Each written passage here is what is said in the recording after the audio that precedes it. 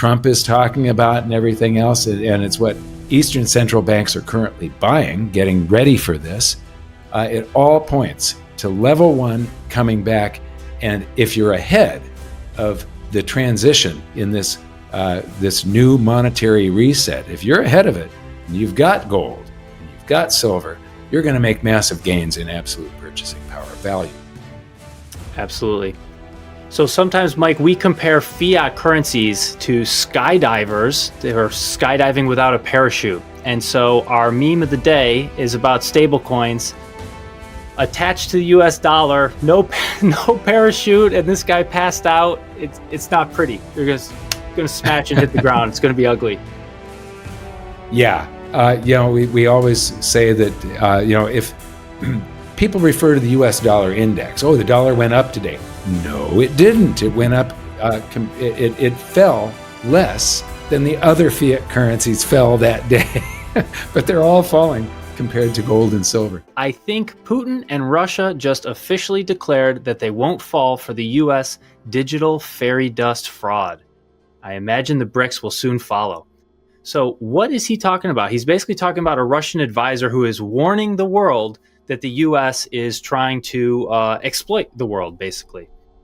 So here's what he said. Let me read a bit of what was translated here, saying the US has devised a crypto scheme to erase its massive debt at the world's expense. Mm-hmm.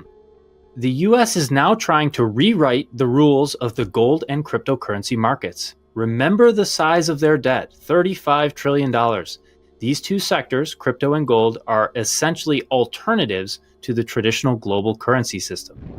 Washington's actions in this area clearly highlight one of its main goals, to urgently address the declining trust in the dollar. Yes.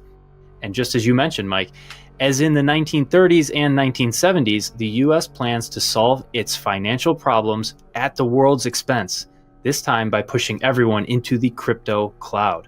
So once everyone gets in, Washington will devalue that debt. So what do you think, Mike? Is this plausible? The Federal Reserve faces a dire paradox.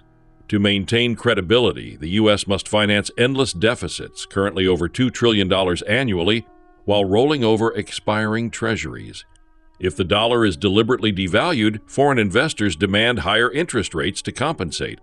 But higher rates make refinancing the debt almost impossible, risking a chain reaction in global markets. This is the heart of the problem. The debt is too large to shrink, yet too costly to maintain. Whether through inflation or devaluation, the system is mathematically doomed to erode trust in U.S. Treasuries, the very foundation of global finance. No.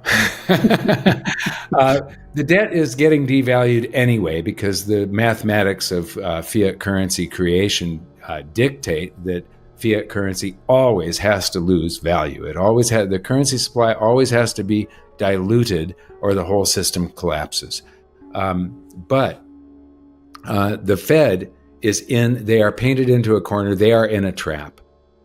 If they decided to move everything to a central bank digital currency or the stable coins, and then they were going to devalue the dollar, what does that do? They're basically devaluing treasuries.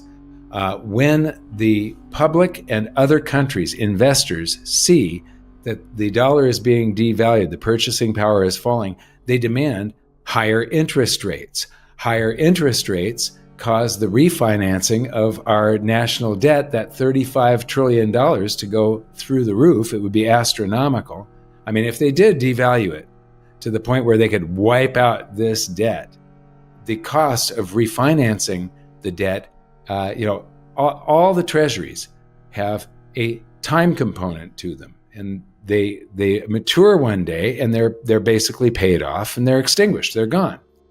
And so unless we've got enough tax coming in and our expenditures are way below our income, we can't let that happen. And we just passed the big bad boondoggle, or whatever I was calling it, this bill what is the deficit spending going to annually right now? $2 trillion? Yeah, $2 trillion that we are going to spend more than our income. And so we have to not only roll over and refinance the current treasuries that are maturing, but we have to add that many annually. And the cost of the interest on those, if we're devaluing the dollar too fast, investors nobody will buy these things. Not even the issuers of stablecoins are going to want to be touching these things. And it'll cause countries around the world to dump their treasuries, causing the interest rate to go even higher. Financial resets are nothing new. In the 1930s, the U.S. confiscated gold and revalued it. In the 1970s, Nixon severed the dollar's last link to gold, unleashing decades of fiat expansion. Each time, the government preserved its dominance at the expense of savers worldwide.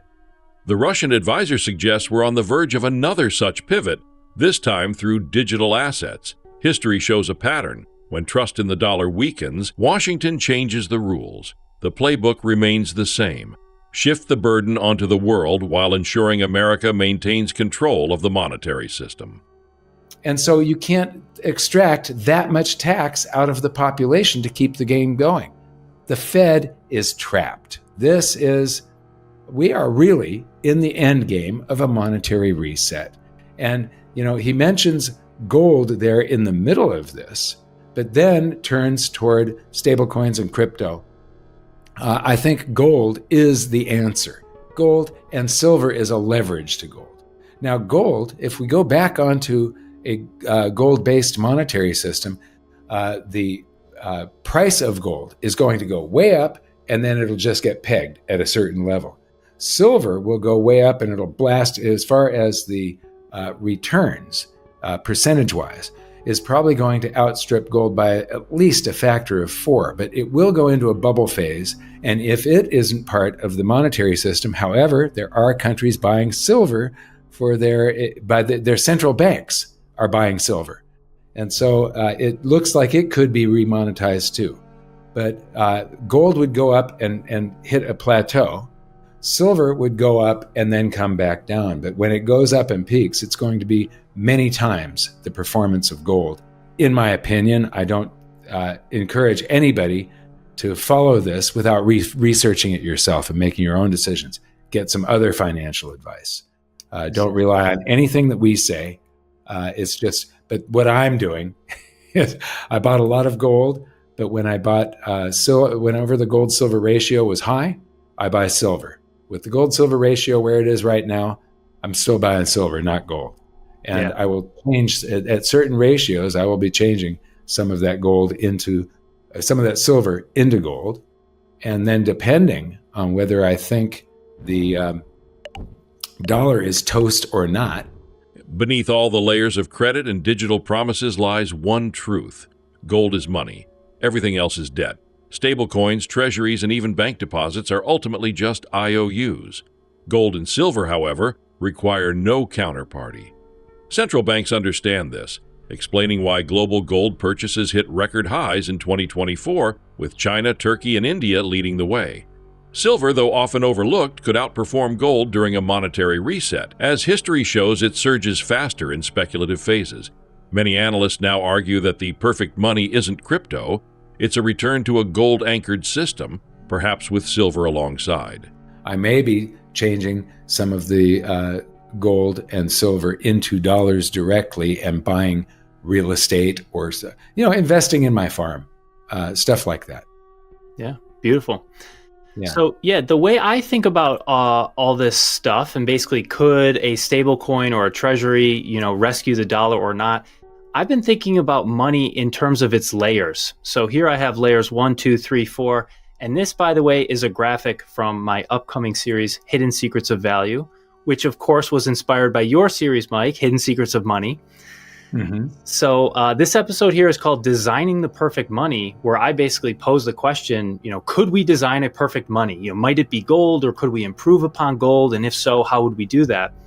And the way I think about the different pieces of the monetary system is that gold is money, everything else is credit. And you can see it in this kind of graphic. So if you swipe a credit card, that's a promise to pay bank deposits. And a bank deposit is a promise. But when you swipe the credit card, you're creating bank deposits. They didn't exist until the moment you swiped that credit card. That's true, but that's a next level beyond this. So yeah, the bank basically the bank creates brand new bank deposits and pays the vendor, but then you have to pay bank deposits to the bank later. So yeah, you're still promising to pay those bank deposits later. Stablecoins, often promoted as safe digital dollars, may simply add another fragile layer to an already shaky pyramid. They are promises backed by U.S. Treasuries, which themselves depend on faith in Washington's solvency. If confidence cracks, stablecoins collapse with it. This mirrors today's fiat currencies. Their value lies not in what they are, but in the credibility of the issuer. Critics warn that adding more digital layers doesn't solve the problem. It amplifies the risk. The ultimate danger is a monetary system built on IOUs stacked on IOUs without anything tangible to anchor trust. And a bank deposit is a promise to pay a bank note. And a banknote or a gold... It used to be a gold certificate, Yeah, it used to be a gold certificate, and then it used to be a promise to pay gold. And then the chain of promises is over. Gold is the real money. So if we go back to what the Russian advisor is saying, that the U.S. is trying to get everyone to use stable coins and then is going to devalue the dollar, if you want to try to wrap your head around what that means, you can think of a stable coin as just a different form of layer 4 money. And so a stable coin is basically just a promise to pay bank deposits later. And all these things that are layer 2 and above, they're all just promises. That's all they are. They're all a credit instrument, and the value of it is only as good as the credit worthiness of the issuer. So if the US government didn't have much credit to begin with, and they create a new stable coin, that doesn't increase their credit worthiness at all. They're still not credit worthy, and don't trust it. Get gold, get the thing that doesn't have a counterparty, and then you don't have to worry about all these shenanigans. So it's very simple when you break it. As you pointed out when you were running me through this, they had, basically it was partially in 1933-34, and then in 1970 they removed layer 1. So we've got this incredibly unstable system of nothing but IOUs on top of IOUs, and at the end of the line, it's IOU more IOUs. There is nothing behind any of this. If history, market signals, and central bank behavior point in one direction, it's toward gold and silver regaining their monetary role. Analysts expect a sharp revaluation if gold returns as a Tier 1 reserve asset, with silver potentially outperforming in percentage gains. Investors face a choice: ride the fiat system into deeper instability or position early for the transition. The coming reset may be chaotic, currencies devalued, debt restructured, and digital tokens introduced, but physical gold and silver remain immune to counterparty risk. Those who prepare now may emerge with not just wealth preserved, but purchasing power multiplied. And so whether or not they add stable coins to the top, another piece of level 4. So you'd have buying on credit and stable coins both up there on level 4. It's still built on a pyramid which is inverted, built on sand. Exactly. It's not going to survive. Right. And the thing is, when they reintroduce a level 1 to make the whole thing stable again, it looks like gold is going to be the thing that gets reintroduced. That's what central banks have. That is what central banks consider a Tier 1 asset. And it's what Trump is talking about and everything else. And it's what Eastern central banks are currently buying, getting ready for this. It all points to level 1 coming back. And if you're ahead of the transition in this new monetary reset, if you're ahead of it, and you've got gold and you've got silver, you're going to make massive gains in absolute purchasing power value. Absolutely. So sometimes, Mike, we compare fiat currencies to skydivers. They are skydiving without a parachute. And so our meme of the day is about stable coins attached to the US dollar, no parachute, and this guy passed out. It's not pretty. They're just going to smash and hit the ground. It's going to be ugly. Yeah. We always say that, if people refer to the US dollar index, the dollar went up today. No, it didn't. It went up, it fell less than the other fiat currencies fell that day, but they're all falling compared to gold and silver.